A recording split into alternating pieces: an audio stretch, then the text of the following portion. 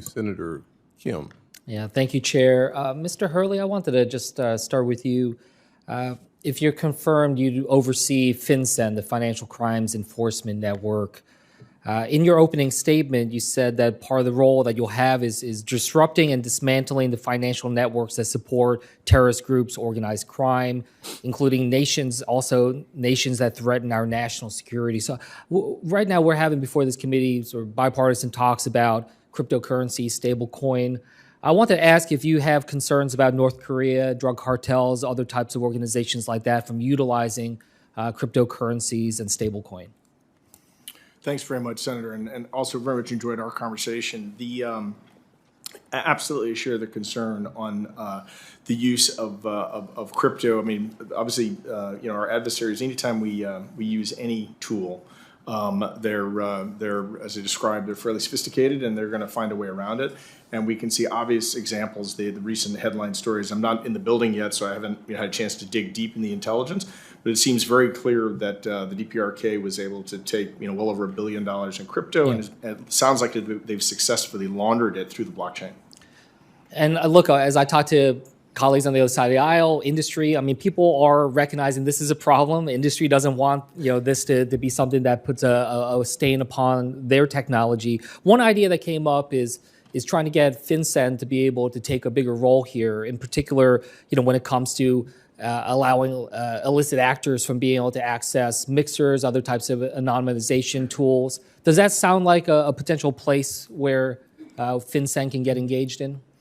Absolutely, Senator, and I, as we both understand very well, the blockchain is transparent. One friend of mine describes it as it's prosecution futures.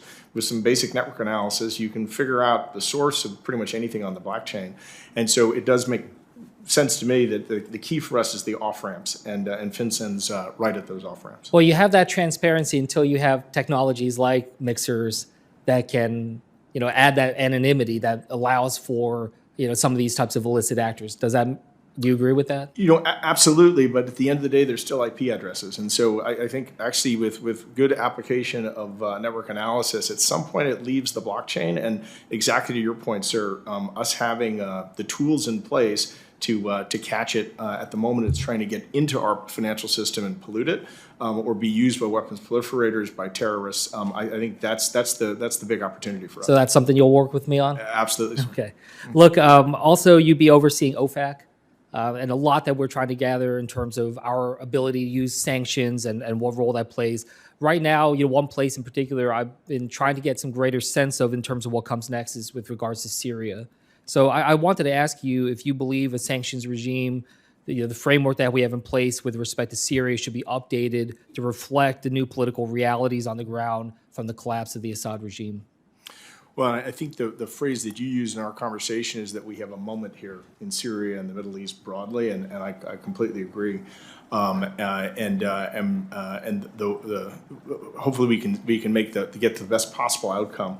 I would say, again, I need to get in the building, get deeper in the intelligence. I have been able to have some conversations with friends at state and elsewhere who are deep into the topic, and I think the way in which we would take down sanctions to the extent that we can influence the best possible outcome for the region and for our own safety and security. I think it's going to be a complicated process, and I hope we do it very carefully. Yeah, I agree, and especially when there's still concerns about ISIS and terrorist groups, et cetera. And it's not just about the architecture of the sanctions, but also the enforcement side. So, for instance, what we've seen with regards to Russia, we're continuing to see PRC-associated entities helping Russia circumvent enforcement. What can we be doing better to try to improve that and try to prevent the Russia from and other actors from evading U.S. sanctions?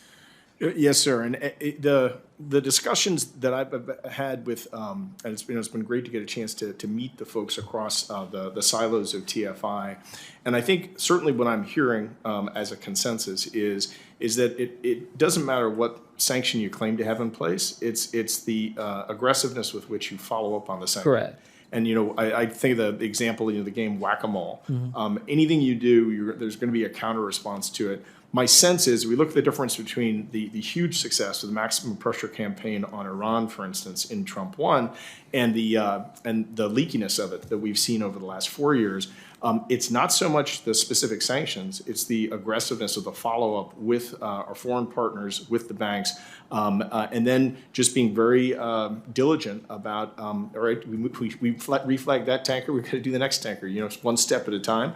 And obviously for the Russia oil sanctions, they're, not just adopting the same techniques, but sharing techniques. And also drawing upon the expertise of the staff and the civil servants and others. So with that, I'll yield back to the chairman. Thanks. Thank you, Senator Kim.